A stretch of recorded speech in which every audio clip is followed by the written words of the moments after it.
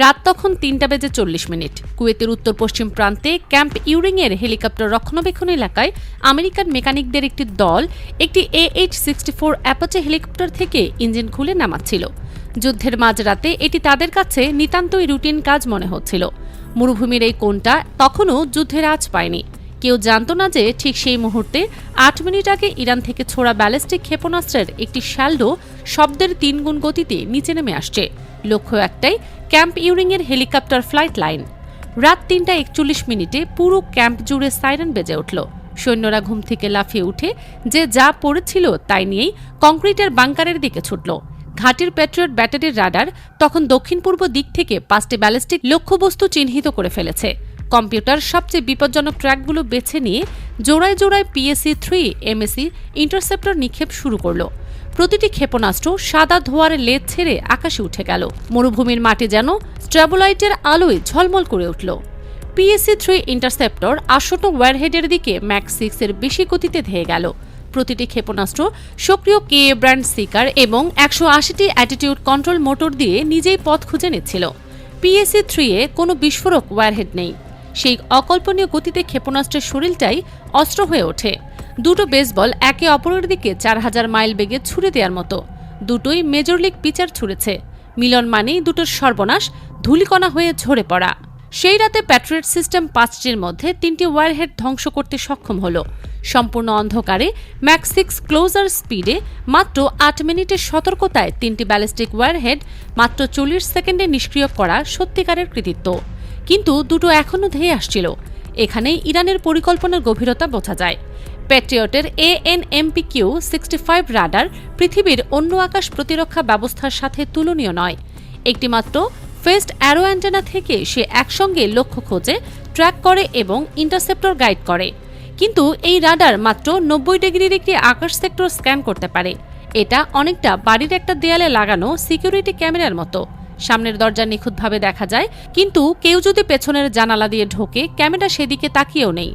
ঠিক এই ফাঁকটাই ইরান খুঁজে বের করেছিল এবং পুরো আক্রমণ পরিকল্পনা সাজিয়েছিল এই একটি দুর্বলতাকে ঘিরে।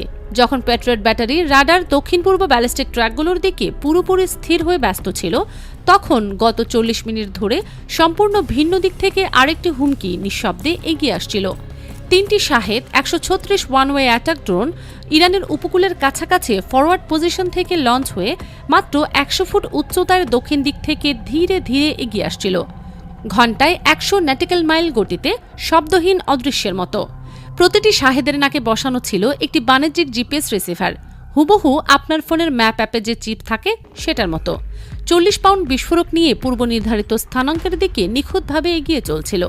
ডানার বিস্তার ৩.৫ মিটারের কম, একটি বড় পাখির সমান রাডার ক্রস সেকশন।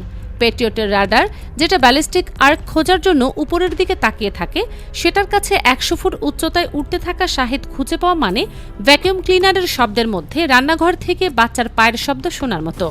ইরান হিসাব কষেছিল প্রতিটি শাহেদের দাম $৩০,০০০, প্রতিটি PSC-3 ইন্টারসেপ্টরের দাম $৪০ লাখ। ব্যালিস্টিক ক্ষেপণাস্ত্র দিয়ে ইরানের মনোযোগ সামনের দরজায় আটকে রাখো, আর শাহেদ দিয়ে পেছনের জানালা দিয়ে ঢুকে পড়ো। গাণিতিকভাবে নিষ্ঠুর, কৌশলগতভাবে অপ্রতিরোধ্য। রাত ৩:৪২ প্রথম ফাতেহ ওয়ারহেড হেলিকপ্টার রক্ষণাবেক্ষণ এলাকায় আঘাত করল। শব্দের আগেই অতিচাপ অনুভূত হল।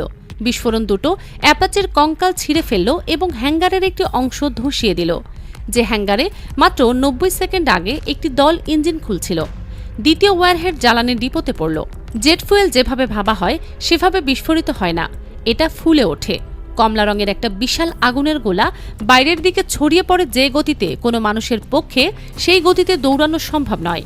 এরপর একটা কালো ধোঁয়ার স্তম্ভ ভোরের আকাশ ফুঁড়ে উঠতে থাকে, ৩০ মাইল দূর থেকেও দেখা যাচ্ছিল। তারপর শাহেদরা পৌঁছালো। ৩:৪৩ যে শাহেদটি বেস কমান্ড বিল্ডিংয়ে আঘাত করল, সেটা সরাসরি অপারেশন সেন্টারের মধ্যে বিস্ফোরিত হল। একটিমাত্র আঘাতে পুরো ক্যাম্পের স্নায়ুকেন্দ্র ছিন্ন ভিন্ন হয়ে গেল। ক্যাম্প ইউরিং জ্বলছিল। ৮ দিন ধরে অ্যাপাচি আর ব্ল্যাকহেড সার্ভিস করে নেয়া হেলিকপ্টার ফ্লাইট লাইন সম্পূর্ণরূপে আগুনে ঢেকে গেল। ইরানের IRGC নৌ কমান্ডার, যিনি এই হামলার নির্দেশ দিয়েছিলেন, তিনি এনক্রিপ্টেড রিলের মাধ্যমে সাফল্যের নিশ্চিতকরণ বার্তা পেলেন। ৩ সেকেন্ডের মধ্যে নিজেকে সন্তুষ্টি অনুভব করতে দিলেন। তারপর তাৎক্ষণিকভাবে দলকে লঞ্চার ভাঁজ করে উত্তরে সরে যাওয়ার নির্দেশ দিলেন। আইআরজিসি মতবাদ অনুযায়ী এই মুহূর্তে আমেরিকান আইএসআর লঞ্চ পজিশন চিহ্নিত করার আগে 20 মিনিটের মধ্যে লঞ্চার আড়াল করতে হবে, কিন্তু তারা যা আসছিল তার জন্য প্রস্তুত ছিলেন না।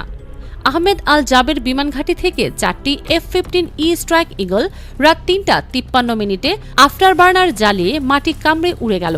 প্রতিটি জেটে 92,000 পাউন্ড প্রিসিশন গাইডেড অস্ত্র, GBU-31 JDAM থেকে GBU-39 স্মল ডায়ামিটার বোম সব লোড করা ছিল ঠিক এই ধরনের মিশনের জন্য। মরুভূমির রাত কাঁপল 58,000 পাউন্ড থ্রাস্টের গর্জনে। ইরান ক্যাম্প ইউরিংয়ে আঘাত করেছিল। আমেরিকান সৈন্যদের পাজামা পরিয়েই বাংকারে ঢুকিয়েছিল। আমেরিকার করদাতাদের অর্থে কেনা হেলিকপ্টার মরুভূমিতে পুড়িয়ে দিয়েছিল। রাগ ফ্লাইটের পাইলটরা জানত কোথায় যেতে হবে। বিল ইতিমধ্যেই বাতাসে ছিল। রাত 4:10 রাগ ফ্লাইট ইরানের উপরেখা অতিক্রম করল 25,000 ফুট উচ্চতায়। আমেরিকান ইসরায়েলি অভিযান প্রথম সপ্তাহে ইরানের আকাশ প্রতিরক্ষায় প্রায় 90% ধ্বংস করে দিয়েছিল। কিন্তু 90% মানে 100% নয়। আর যে 10% টিকে ছিল সেগুলো টিকে থাকার কারণ তারা যথেষ্ট বুদ্ধিমান ছিল লুকিয়ে রাখতে। রাগ ফ্লাইটের সামনে এখন দাঁড়িয়ে ছিল একটি TOR-M1 মোবাইল স্যাম সিস্টেম। এটি নিজেই একটি সম্পূর্ণ যুদ্ধ প্ল্যাটফর্ম, একটি সাজোয়া যানের সার্চ রাডার, ট্র্যাকিং রাডার এবং 8টি ক্ষেপণাস্ত্র একসাথে। কোনো বাইরের কমান্ড পোস্ট নেই, কোনো যোগাযোগ লাইন নেই। এটা নিজেই দেখে, নিজেই শনাক্ত করে, নিজেই গুলি করে। এই সিস্টেমটি বিশেষভাবে ডিজাইন করা হয়েছিল মোবাইল মিসাইল লঞ্চারদের রিলোকেশনের সময় রক্ষা করতে। ঠিক যে কাজ সে এই মুহূর্তে করছিল। রাত 4:12 রাগ 01-এর ককপিটে ALR-56M রাডার ওয়ার্নিং রিসিভার 3 সেকেন্ডের জন্য চিৎকার করে উঠল। TOR-M1-এর সার্চ রাডারের সিগনেচার, তারপর নিস্তব্ধতা। এখানে একটি নিঃশব্দ দাবা খেলা শুরু হলো।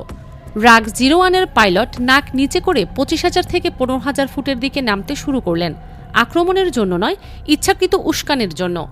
TOR কমান্ডের স্কোপে দেখা যাচ্ছিল একজন আমেরিকান যোদ্ধা সরাসরি তার লঞ্চারের দিকে নেমে আসছে। TOR যদি অন্ধকারে থাকে, উইজো স্নাইপার পডের রেজলিউশনে পৌঁছে লঞ্চার ধ্বংস করবে। আর TOR যদি সক্রিয় হয় তাহলে তার ফায়ার কন্ট্রোল রাডার একটানা সংকেত পাঠাবে এবং APG-82 তার সঠিক জিপিএস অবস্থান খুঁজে পাবে। TOR কমান্ডার লড়াই করার সিদ্ধান্ত নিলেন। তিনি পুরো ফায়ার কন্ট্রোল ট্র্যাকে গেলেন। রাগ 01-এর ককপিটে ALR-56M চিৎকার করে উঠল এত জোরে যে পাইলট শিউরে উঠলেন। কিন্তু উইজো ইতিমধ্যেই APG-82 দিয়ে TOR-এর অবস্থান ত্রিভুজাকারে নির্ধারণ করে ফেলেছিলেন। 6 সেকেন্ডের নিরবিচ্ছিন্ন সংকেত জিপিএস লক হয়ে গেল।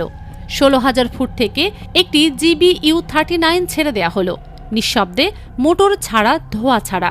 সেই যানের শেষ ট্রান্সমিশনের দিকে চুপচাপ গ্লাইড করতে থাকলো। কিন্তু TOR দ্রুত ছিল। GBU-39 পৌঁছানোর আগেই একটি ক্ষেপণাস্ত্র রেল থেকে বেরিয়ে গেল।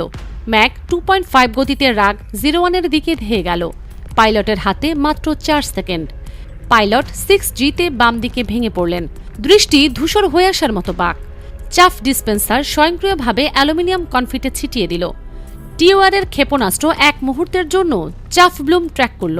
সেই 1 সেকেন্ডে যথেষ্ট ছিল পাইলটকে স্যামের সর্বনিম্ন এঙ্গেজমেন্ট উচ্চতার নিচে নিয়ে যেতে। ক্ষেপণাস্ত্র মাথার উপর দিয়ে চলে গেল। 7 সেকেন্ড পরে BGU-39 পৌঁছালো।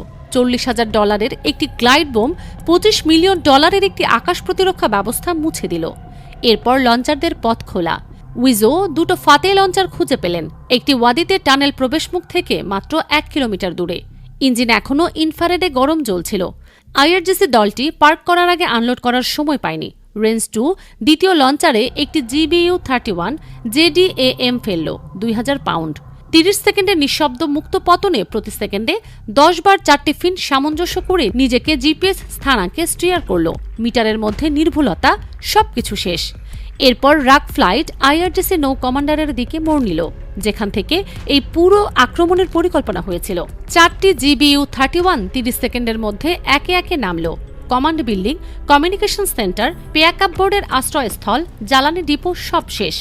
ক্যাম্প ইউরিংয়ের উপরে এখনও কালো ধোঁয়ার স্তম্ভ দাঁড়িয়েছিল। এখন 350 মাইল দক্ষিণ পূর্বে একটি দ্বিতীয় কালো স্তম্ভ সেই ধোঁয়াকে উত্তর দিল। আইআরজিসির ব্যাটারি কমান্ডার, যিনি ক্যাম্প ইউরিংয়ের হামলার নির্দেশ দিয়েছিলেন, তিনি 60 মিনিট ধরে উত্তরে গাড়ি চালাচ্ছিলেন যখন রেডিওতে খবর এলো তার লঞ্চার, তার TOR এসকর্ট, তার কমান্ড কম্পাউন্ড সব মিলিয়ে 20 মিনিটের কম আমেরিকান ফ্লাইট টাইমে শেষ। তিনি র্যাম্প ইউরিংয়ের হামলার পর 3 সেকেন্ড উদযাপন করেছিলেন। আমেরিকার জবাব দিতে একটু সময় লেগেছিল, কিন্তু তার হামলার বিপরীতে আমেরিকানরা কিছুই দাঁড়িয়ে থাকতে দেয়নি।